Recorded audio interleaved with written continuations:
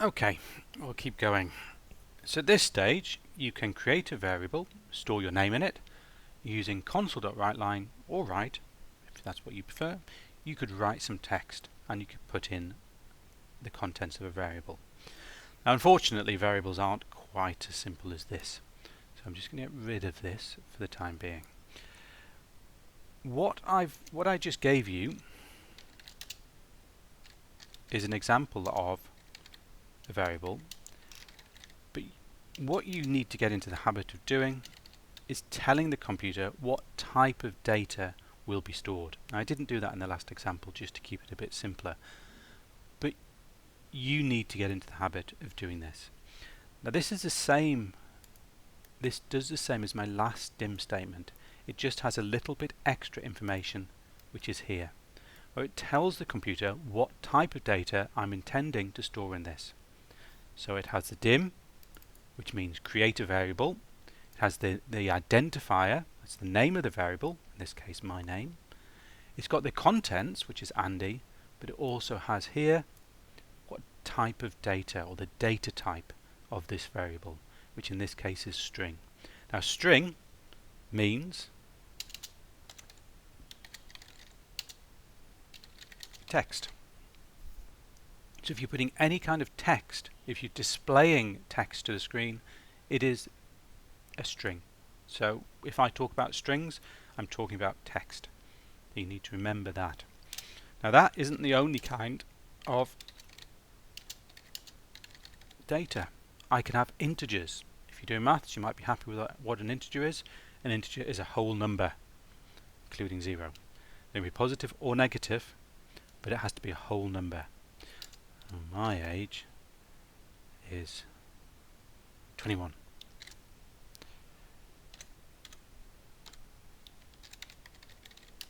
So an integer is a whole number. It can be positive or negative or 0. So if you want to store some numbers, you have to have an integer. Now one important thing here that I've made a mistake is I've put quotes. I don't need to put quotes. I got carried away there. If we just look at this line, we have dim, create a variable. We have an identifier, call it my age. What type of data is it? It's going to be a whole number. It might be positive, it might be negative, it might be 0, but it will be a whole number. And then I give it a value, and I store 21 without the quotes. The quotes are needed for strings, but they're not needed for numbers. For numbers, you just use the number, no quotes. If you try to put quotes in, it thinks it's a string. That's what the quotes are indicating, that it's a string. So we don't need them in this case. You might want to put in something that's a fraction, or has a decimal part. So I'm going to say dim my height as single, and I'm going to have it as, I don't know what I'll put it as.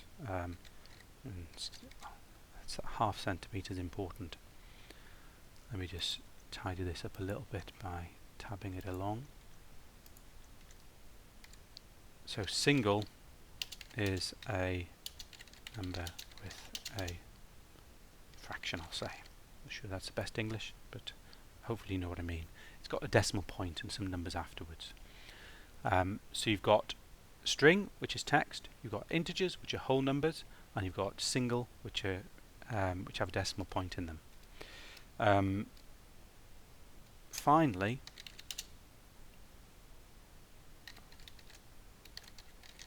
I'm going to have a variable am I right, and I'm going to set that to be Boolean. Now a Boolean can be true or false. That's it.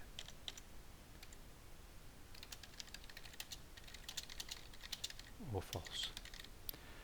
So if you want to store something that's true or false, use a Boolean. Might not seem particularly useful at the moment, but we actually use them quite a lot in computing, and we'll look at many examples where we use Booleans. And we also, in the theory side of the course, we do some Boolean algebra later on, where we use that quite a lot. So at the moment, if you can't really see any use of that, don't worry. we'll come back to that and you'll see them.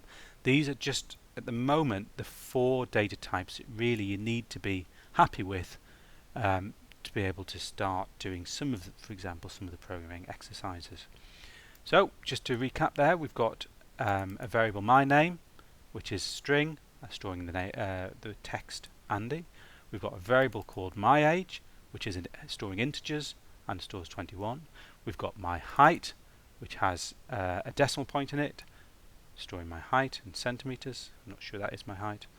And then we have this Boolean variable. So the important thing here is that you remember how to create variables. You've got to put the word dim, then you have to give it a name. Then you have to say the data type, and then you can, if you want, say what's going to be stored in there. You don't have to put what's going to be stored. I've just done that as an example. So have a go at that. See if you can display each of these variables. So very similar to the last example, can you do 4 console.write lines, and each time display one of these variables. So the first time display my name, then my age, my height, and then am I right. Try to put, you could if you wanted, try to put them put them within a sentence. That would be nice. Have a bit of an explore, an experiment, and in the next video we'll look at how you can do that.